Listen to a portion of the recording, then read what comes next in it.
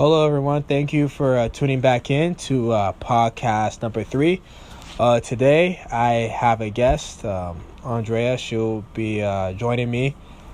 Today's topic is future or rappers in general, and I guess the obsession with drugs. So, throughout 2019, we've witnessed plenty of rappers pass away due to drug overdose, such as you had Mac Miller, you had Future, and I'm not Future, I'm sorry, you had Mac Miller, you had, I believe, Little Peep, and Juice WRLD passed away. I may be missing some, but those are like the really big ones that at least struck a chord with the hip-hop community and outside of the hip-hop community. So I guess to start, how do I state this? Some people say that artists are not responsible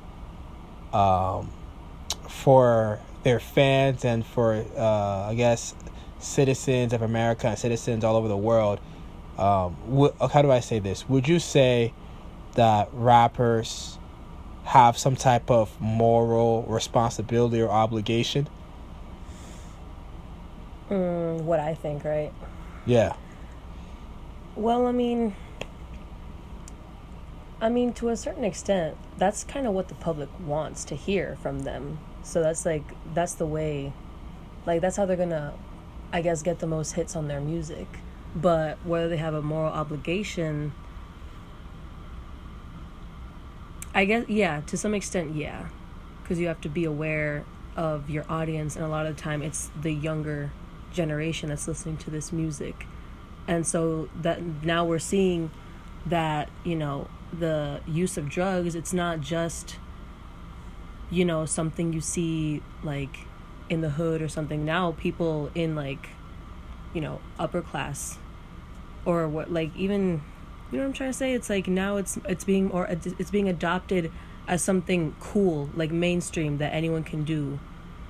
No matter from where you come from, you could be rich and then that still influences you, or come from even we know a couple of kids that come from good homes where, they're influenced by music and just their peers that listen to that music, Okay, so I want to play a little bit of a devil's advocate because I've heard Eminem has mentioned it, Future to some degree has mentioned it, and I guess the way I see it is when I heard I know that music is a very, very powerful thing, and if some people go to the extremes of mentioning vibration, how certain songs can put you on a lower vibration to cause you to do certain things, and then certain songs can put you on a higher vibration.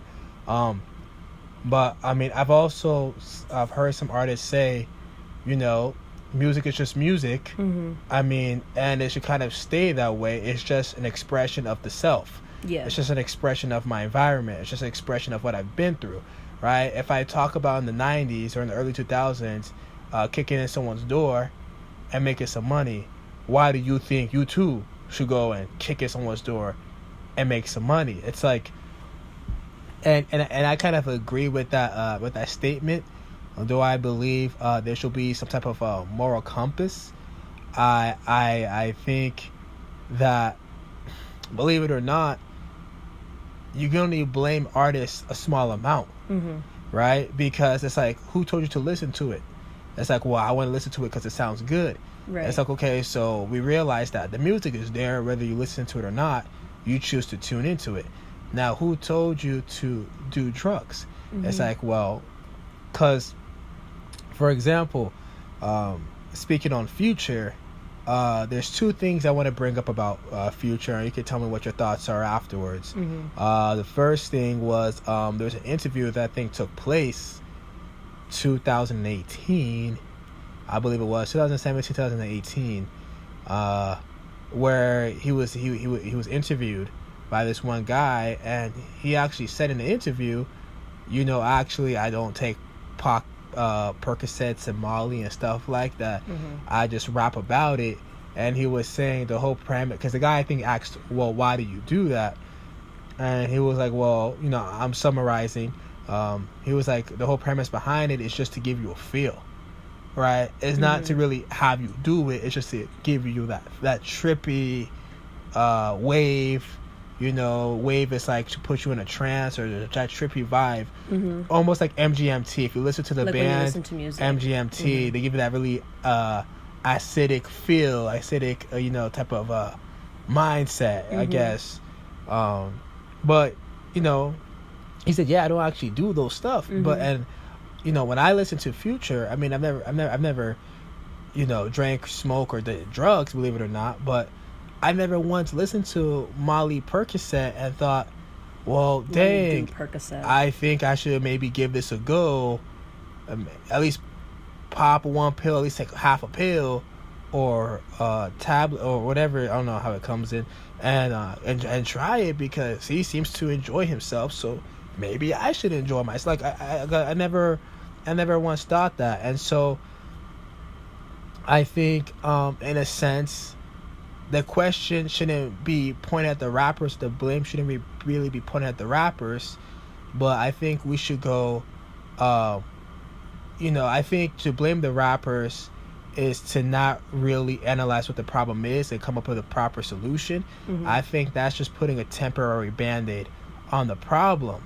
I think the real solution is starting back at square one and looking at the parents and the household structure, right, and saying, okay, well, what are they doing wrong, to the point where the kids aren't really being raised on household values anymore. At least it's not concrete enough, because when they step in the street, they forget themselves, to the point where artists can then come in, and though they don't directly tell them, you need to pop this, because never once, if I remember in a song, has Future ever said, you need to pop Molly Percocet. I can't even think of a song where he's told his listeners, you need to be sipping lean like me, like, or else you're lame. Like, I don't think he's ever said that. I think he's just talked about himself.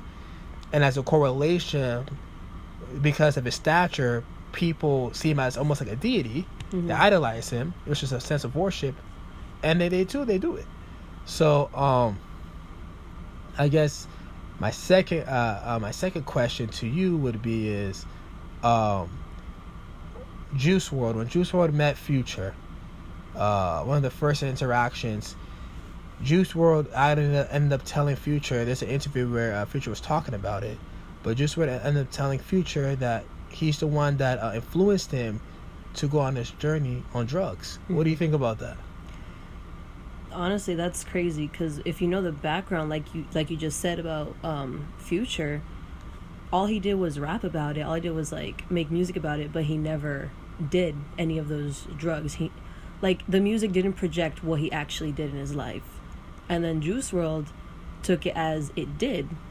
And so that's why he's like, oh, that's what inspired me to start doing these drugs, to start rapping about this stuff.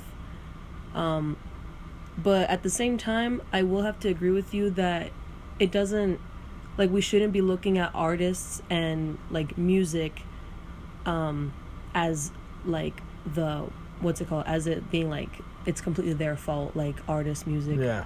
It does start at the home. It does start where, you know, your environment, because, you know, I think it's more so parents' jobs to make sure that their kids, you know, aren't being easily influenced by the outside world.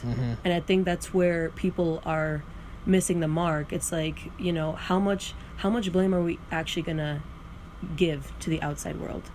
I don't think it's fair to put all the blame on music, on artists, or like society, or, you know, you need to actually see, are these parents raising strong children? Are these parents raising like not weak-minded children? Because a lot of the time, like, these parents think they know their children, but they don't. Right, you see a lot of that. They're one-faced when they're home, but at school, when they're out and about with their friends, they're totally different. And you would never know. That's why kids are like, oh, I would never share my Instagram with my parents, or I would never share X, Y, and Z social media with my parents. Yeah. Why? Because So that they're means hiding something. they're hiding something. Right. So, yeah, I think there needs to be more accountability on individuals, on whether or not they decide to partake in, you know, certain activities like doing drugs or drinking and doing all this stuff, losing yourself in one night, you know. But with the whole Juice WRLD thing, obviously it's extremely sad that he, you know, passed away this last year, especially at such a young age, you know. Like, he was doing good. There was a lot of potential that could have, you know, happened within the years to come. But that just shows that you have to really watch out with your surrounding environment, and also like who you surround yourself with and what you decide to let influence you. Right. And I think the thing is, in today's age, you know, whether or not we want to take ourselves away from God, or you know, believing in some type of a faith, you know, we like to, you know, especially nowadays, we like to be more secular. Mm-hmm. I think today we're a lot more secular than we were back in the days. Yeah. And but with that being said, nothing has really changed, because though we don't really worship I guess Yahweh or Buddha or any of these different gods, Yeah. right, or godlike beings, people have just taken the inherent need to put something above them and idolize. Right. And so they've taken it from those and they've made it to stars. Right. Like Brad Pitt, Angelina Jolie, the Kardashians. Like, my goodness. Like, yeah. Kanye West and all this stuff. It's like Jay-Z, like yeah, they call them king and queen and whatever. And so it's like, you know, I guess that's another topic, you know, so I don't want to dive too deep into that. But I think there's definitely a strong correlation with that, and to tie into like home values and stuff like that. Mm-hmm. But I think it's inherently sad. Not that I would put Juice WRLD to death on Future. I would never do that, because he said sorry to Juice WRLD after Juice WRLD told him that. He said, "I'm sorry," because you know, the goal of that music was not to turn you into a druggie. It was just to make music. Mm-hmm. And you can say, oh, well, being that he knows that, doesn't have a responsibility. Well, Jay-Z said almost the same thing, you know. Jay-Z tried to make political music, conscious music, but when he did, it wasn't selling right. Mm-hmm. People didn't like it. It wasn't that it was any less good. It was just what it was. I think it's very, very, very seldom that you will see a Kendrick be able to flourish in today's arena. Mm-hmm. Very seldom you'll be able to see someone like a J. Cole, right? And before them, I guess people would like to, you know, say Tupac, yeah. right? That's you know, I mean, we know KRS-One and stuff like that, but no one, you know, we're talking about general mainstream. Unless you're a real hip hop head, you don't really know KRS-One, right? And people like that. So, or a Public Enemy, right? So, I think, and I think maybe that's done on purpose. But either way, we have to be realist and say it is what it is. Mm-hmm. And we'll really find a way to combat this. And maybe we can't change the world, but at least whoever's listening to this, if you see kids, try to give them game. Yeah. Right? If you see someone that's your age and they look like, you know, the music is a little bit more than just music, you know, try to give them game. You know, so... But anyways, thank you for listening to podcast number 3. I hope you enjoyed. I hope that you tune in to our next episode, or to my next episode. I guess I would say thank you. Have a wonderful day. Bye-bye.